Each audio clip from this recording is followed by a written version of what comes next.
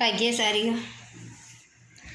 માં એ શું છે, માનું વ્યક્તિત્વ શું છે એ આપણે આજે જાણશું. માનું વાત્સલ્ય શું છે.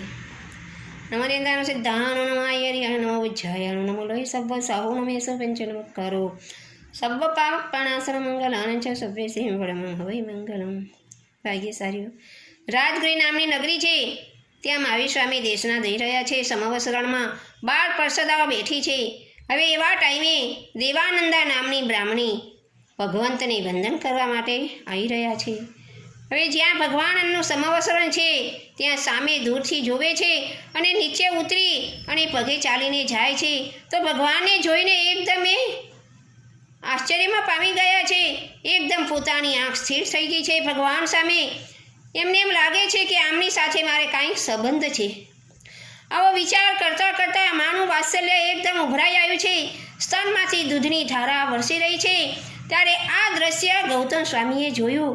તો ગૌતમ સ્વામી ગુરુ ભગવંતને પૂછે છે કે હે ભગવંત, આટલી નારીઓમાં આ એક જ નારી કેમ એવી કે આપણી સામે જોઈ રહ્યા છે અને એમના સ્તનમાંથી દૂધની ધારા વહી રહી છે. ત્યારે પ્રભુ કહે છે કે હે ગોયમ, આ મારી માતા છે. આ મારી માતા છે કે જ્યારે મેં નિજ ગોત્ર કર્મ બાંધ્યું ત્યારે એ હું 82 દિવસ આ માતાના ગર્ભમાં હું રહ્યો હતો. એ માનું વાત્સલ્ય અત્યારે ઉભરાઈ આવ્યું છે.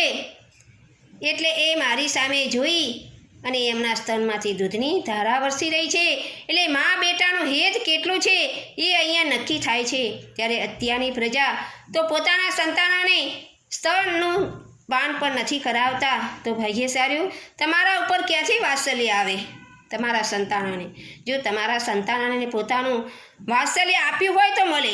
એટલે ભાગ્યશાળીઓ, હવે આ વિડીયો સાંભળી અને પોતાના સંતાનોને પોતાનું સ્તનપાન કરાવજો. તો તમારા ઉપર વાત્સલ્ય વરસાવશે અને તમારે પણ એકબીજાને તમને મનગમતું સુખ આપશે. શાસ્ત્ર વિરુદ્ધ કાંઈ બોલાયું હોય તો મન વચનને કાયાથી મિચ્છામિ દુક્કડમ.